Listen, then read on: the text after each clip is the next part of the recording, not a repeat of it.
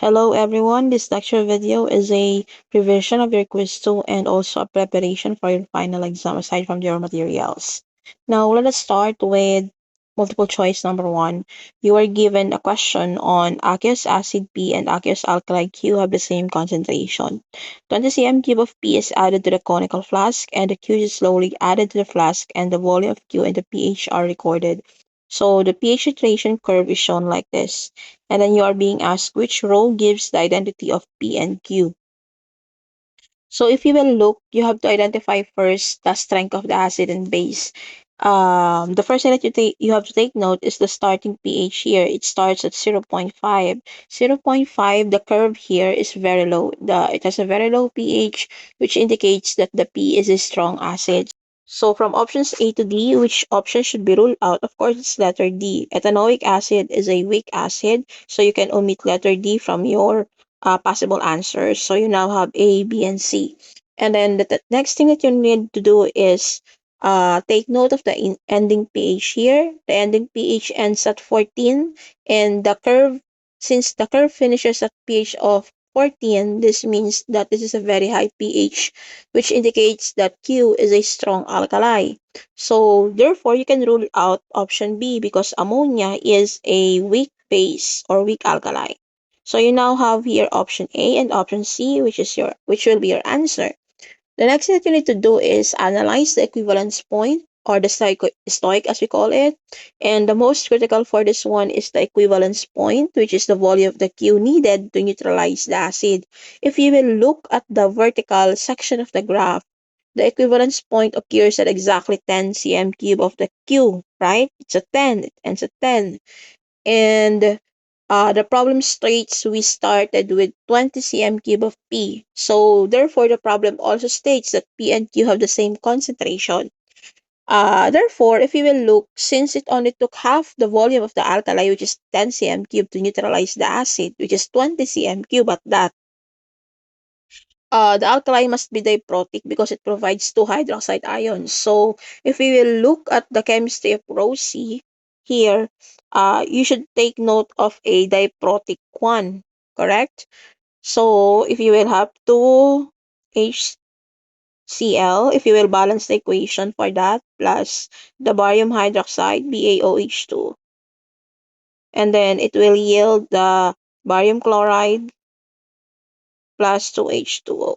So in that case, the alkali must be diprotic since it provides two hydroxyl ions for every one molecule, or the acid must be half as strong in terms of hydrogen ions per molecule. So if you will look here on our equation, each mole of the barium dihydroxide provides 2 moles of the hydroxide ion, and each mole of the hydrochloric acid provides only 1 mole of hydrogen ions. So therefore, you only need 10 cm cube of the barium dihydroxide to neutralize the 20 cm cube of HCl of the same concentration. But if you will look on option A is wrong because as you can see, both are monoprotic. The equivalence point should be, since it's monoprotic, should be at 20 cm cube at 1:1 ratio. That's why it is wrong. Okay, so the correct answer again is letter C. Now let us go on number 2. So you have here, which statement is correct? Correct answer is letter B. Aqueous ammonia contains both the ammonia in aqueous and ammonium ion aqueous. The ammonium ion aqueous is a Bronsted-Lowry acid. So why letter B is correct? The solution contains both the ammonia and ammonium because the ammonia dissolves in water, therefore it establishes an equilibrium. So in this case, the NH4 also acts as it can donate a proton. So therefore, for the number 2, it is NH4 NH4 ion, donating an NH3, and then it will also have the H plus, which is the Bronsted-Lowry acid. So that's why option B is correct. Now, why is A incorrect on this case? You have here nitrogen is unreactive due to the absence of lone pairs in the molecule. This one is incorrect because nitrogen is unreactive due to the presence of a very strong triple bond not the absence of lone pairs. Each nitrogen atom actually has a lone pair. Okay? Option C is also wrong. It says here high temperatures are needed to supply the energy to break the strong double bonds in nitrogen molecules when they react. So for this one, nitrogen has triple bonds, not double bonds, as stated here, right? And then option D is also incorrect. Photochemical smog can be formed when nitrogen dioxide, not the sulfur dioxide, reacts with unburnt hydrocarbons in the presence of sunlight. That is why this one is wrong. Now, let us proceed on number three. It says for number three, you have here, according to the Bronsted-Lowry theory, which statement best defines an acid? The correct answer for number three is letter, what's your answer? It's letter B, a proton donor. Letter A describes the property of acids, but not the fundamental definition for the Bronsted. So, letter A is wrong. Okay? That is not the best answer, right? So option C is wrong. It says a lone pair acceptor. So this is the definition of the Lewis acid, not the Bronsted-Lowry acid. Okay, that's why it is wrong. And then option D is wrong as well because it says a substance that produces H plus ions in water. But take note of the definitions. It produces hydrogen ions in water. So this is the Arrhenius definition, which is limited to aqueous solutions. Okay, that's why letter B is correct because if you have, like, for example, an HCl, let's say you have an HCl and then an ammonia, and then it should yield an NH4 plus. Because this one, since this is a strong acid, this one will force the ammonia to act as a base. So what will happen is that it will donate a proton on that, and this one will become NH4 plus and then Cl negative. Oh, in this case, no gas. It is in gaseous phase. There are no water. That's why HCl donates a proton to ammonia, and that is the definition of Bronsted-Lowry acid. Okay. Now let us go for number four. You have number four. Which of the species acts as a base according to the Bronsted-Lowry theory? So the correct answer for number four is acts as a base. So it should be a weak one, right? Ammonia. Okay. So why is that? So for number four, we define a Bronsted-Lowry base as a proton acceptor. Again, a Bronsted-Lowry base is a proton acceptor. Can I write that? Yeah. So it means to say if we will to check on other options, the letter A, the hydrochloric acid, this is a proton donor. It is an acid, a strong one. And then ammonium ion for letter B, NH4 plus is a proton donor acid also. And then the hydronium ion, letter D, H3O plus, is a proton donor, which is also an acid. We are talking about the base. So that gives letter C, the ammonia. Okay? Let's go to number five. For number five, you have here in the equilibrium of the ethanoic ion plus water, and then on the right hand side you have the ethanoic acid plus the hydroxide ion. What is the ethanoic acid in this reaction? So for number five, that is the question. The correct answer for this one, what's your answer? It is conjugate acid. Why is it conjugate acid, by the way? The ethanoic ion here with the ethanoic acid differ by one hydrogen ion. So the water molecule and then the hydroxyl ion differ by one hydrogen ion. So the forward reaction here of the ethanoic ion, which is the base, it will accept the hydrogen ion from the water molecule here, and then it will form the ethanoic acid. So therefore, the ethanoic acid is the conjugate acid of the ethanoic ion. So the general rule here is that if the base will accept the hydrogen ion, then that is the conjugate acid. Okay? Number six, which of these acids is diprotic? What's your answer? Diprotic. So the correct answer is, of course, letter C, sulfuric acid. Why is it sulfuric acid? A diprotic acid can donate 2 protons per molecule. So if you will look on our options, HCl is monoprotic, the option B is monoprotic, and then this one is a weak acid. Then the sulfuric acid dissociates. The first step is that you will have an H2SO4, right? Remember?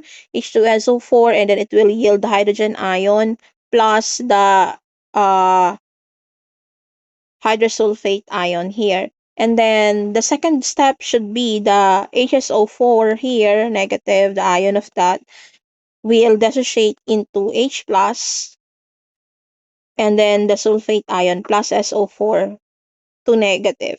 So in that case, the sulfuric acid dissociates into two hydrogen ions in two-step process. So the others are all monoprotic, one proton each. Including letter D, it is monoprotic acid is a weak acid. Alright, that's for number 6. Let us proceed on number 7. So for number 7, you are asked which statement is true about strong acids? What's your answer? The correct answer is letter B. They completely dissociate in aqueous solution. So strong acids completely dissociate, like 100% ionization in aqueous solution. And the example for this one is the hydrochloric acid. And then it will dissociate completely into hydrogen ions, monoprotic, plus the Cl ion, 100%.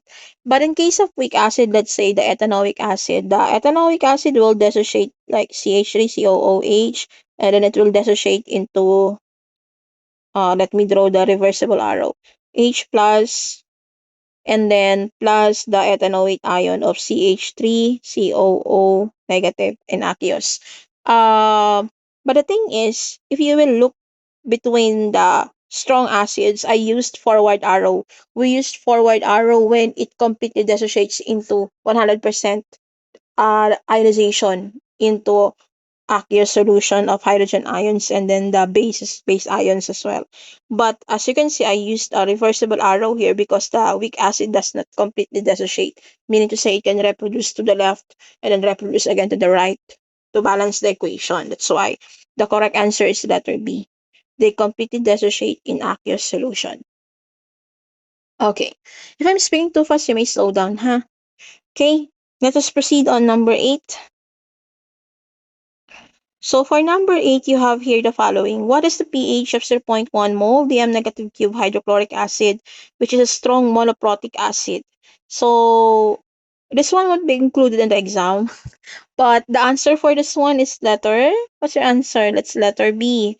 1. Why is it 1? So the calculation here for the hydrochloric acid pertaining to the hydrogen ion concentration, H plus, which is HCl in this case, is that it is equivalent to 0.1 mole Dm negative cube, which is equivalent to 10 negative 1 mole Dm negative cube.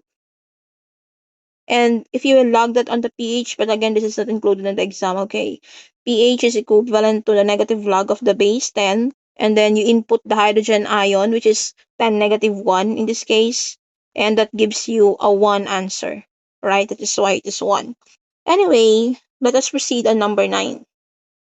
So number 9, you have here, which equation correctly represents the dissociation of sulfuric acid? Sulfuric acid is a strong acid, so it completely dissociates, right?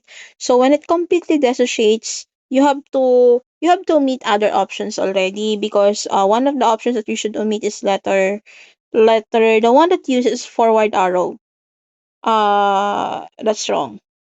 Sulfuric acid is diprotic, but its dissociation happens in two steps. The first dissociation, which is a complete dissociation already, you will have the because it's a strong acid, H2SO4, and then it will yield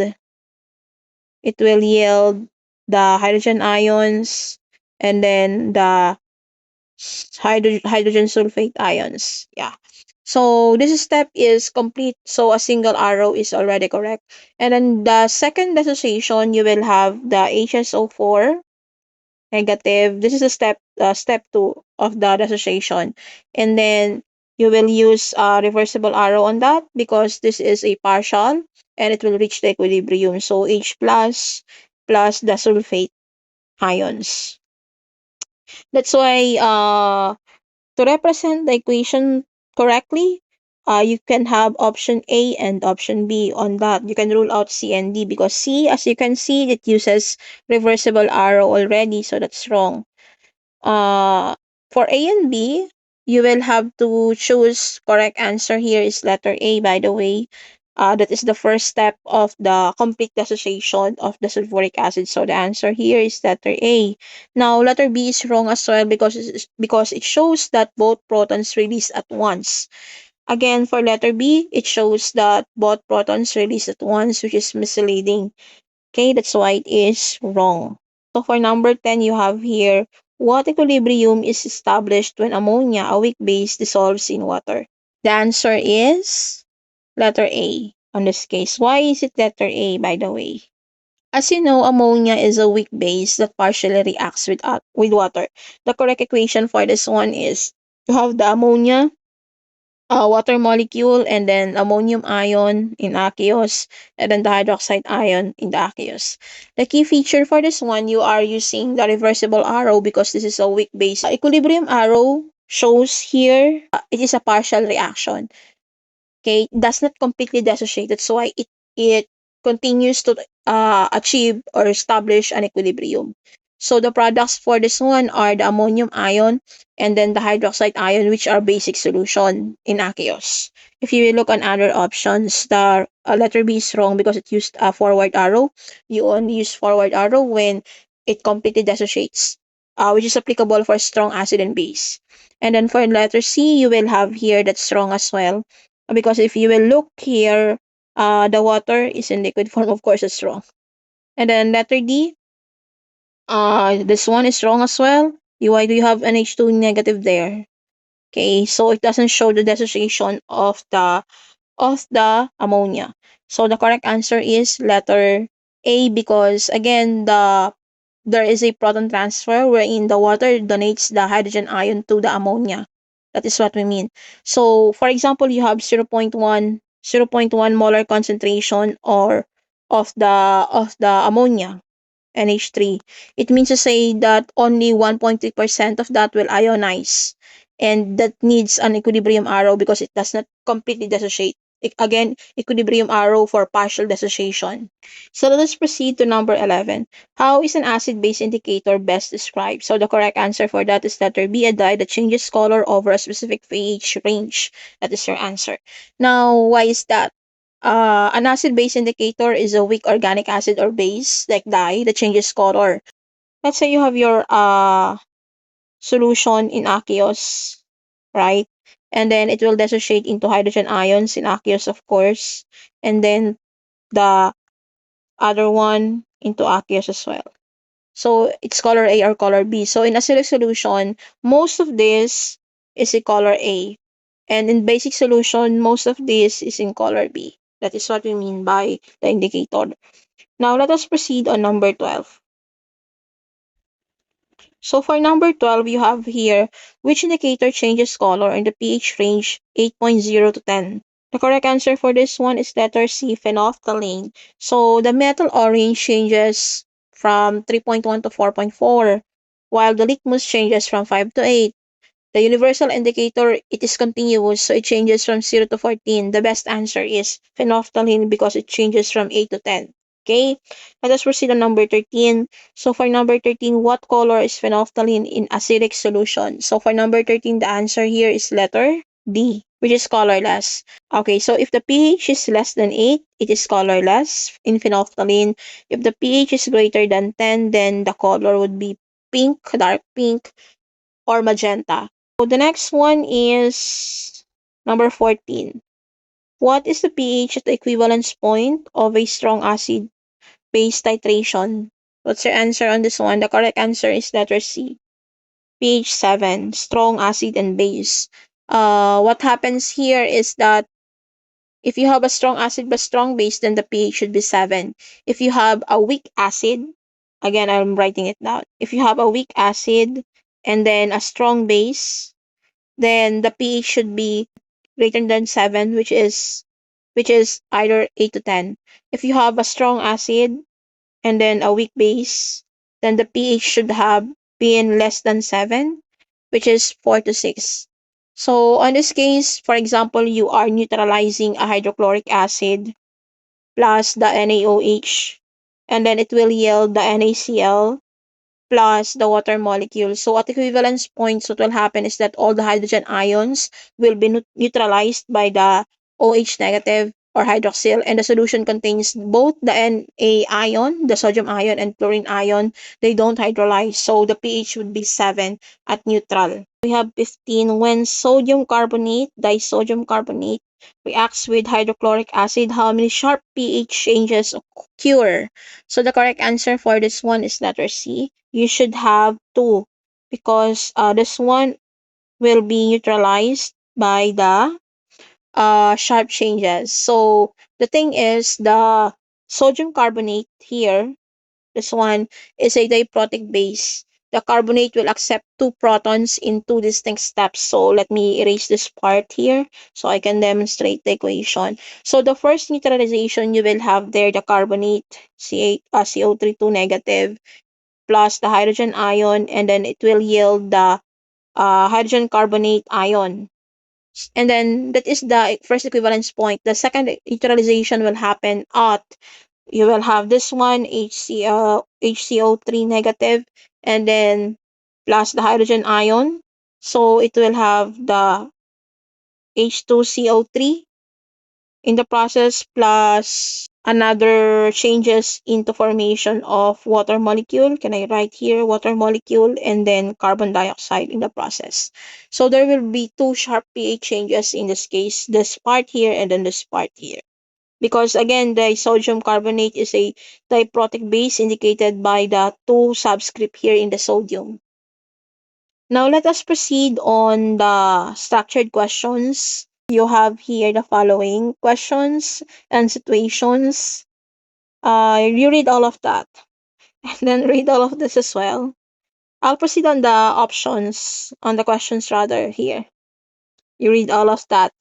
So you have here the question. State the color change observed at the end point of this titration. So your answer should be, again, your answer should be colorless or pale pink.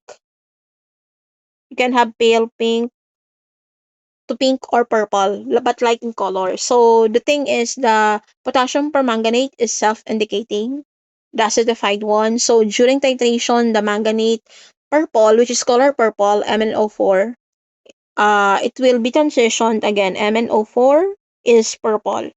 And during the titration, it will have the final product of Mn2 plus, which is the colorless pale pink. So at endpoint, the first permanent pink or purple color appears when there is an excess manganate ion that remains in the titration. The endpoint is the first permanent pale pink from the excess manganate ion. Okay? So number 2, the student decided to discard titration 5. This is your titration 5, and the student wants to discard that. Suggest one reason why this result should be discarded.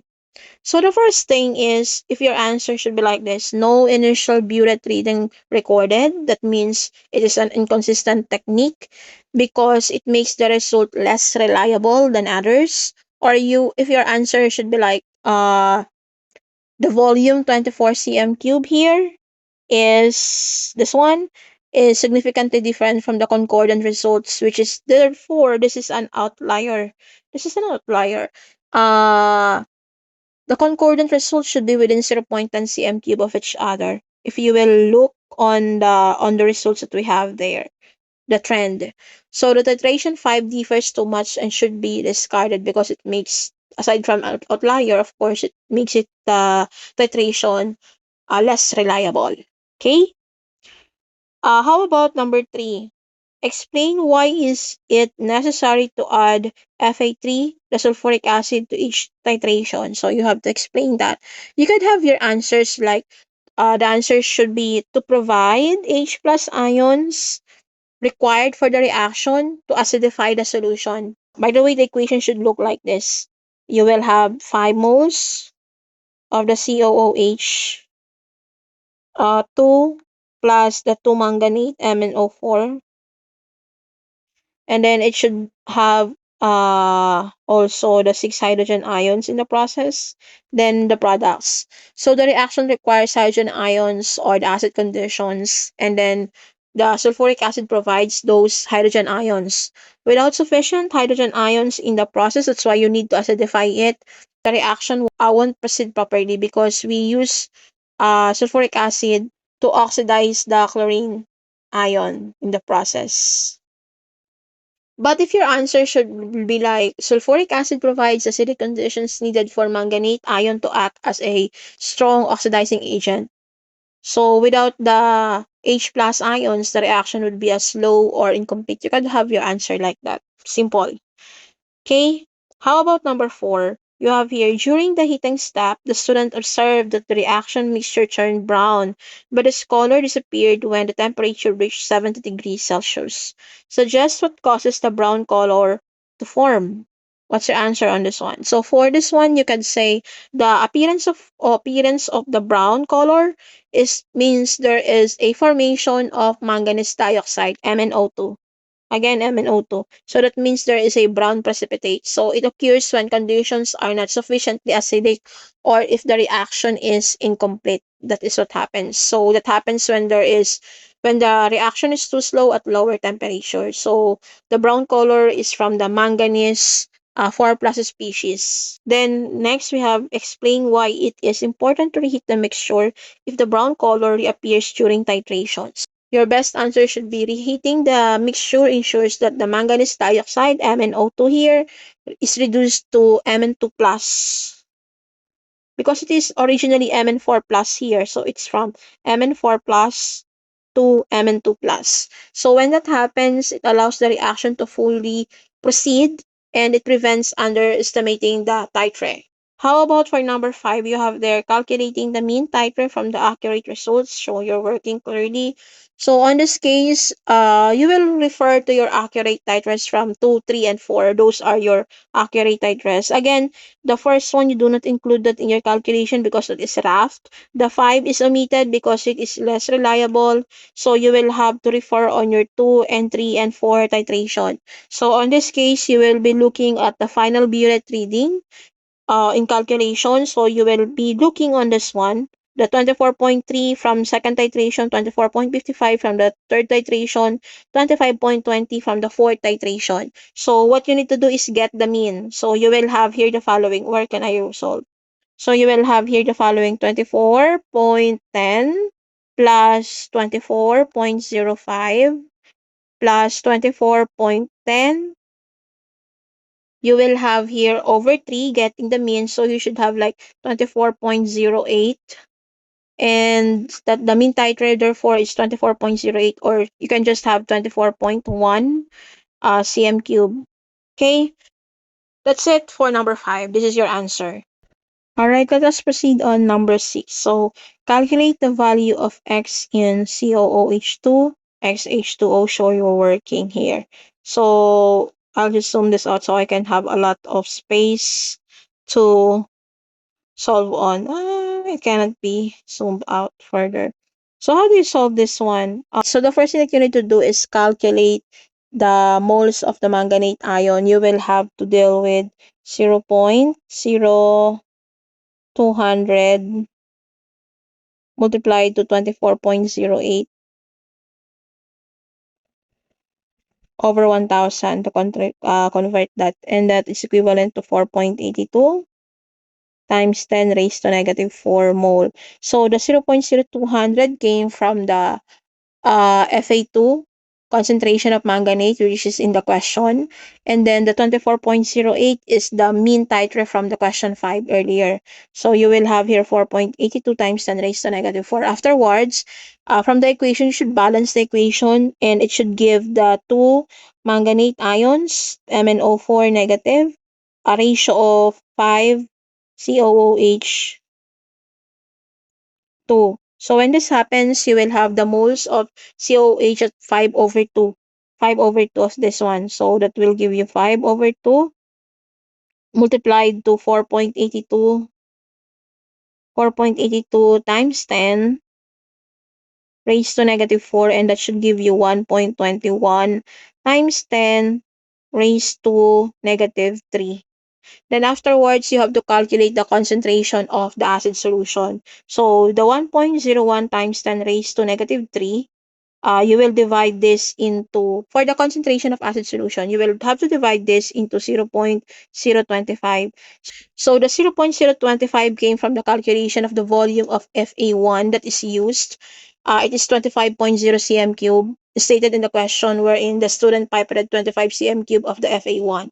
So what you need to do is convert that, of course, into liters in terms of volume. That's why it's 0.025 here. So you will have here the following, which is equivalent to 0.0484 mole dm negative cube. And then afterwards, you have to take note of the molar mass. Okay, so the molar mass, which will be 6.20 in the process, yeah, the mass concentration of Fa1, which is 6 gram dm negative cube, which is given as Fa1 ratio of 6.20 in aqueous ethane dioic acid. So it is in the problem. So you will have the 6.20 over the 0.0484. This one, 0.484. And then approximately, you should get 128 grams per mole.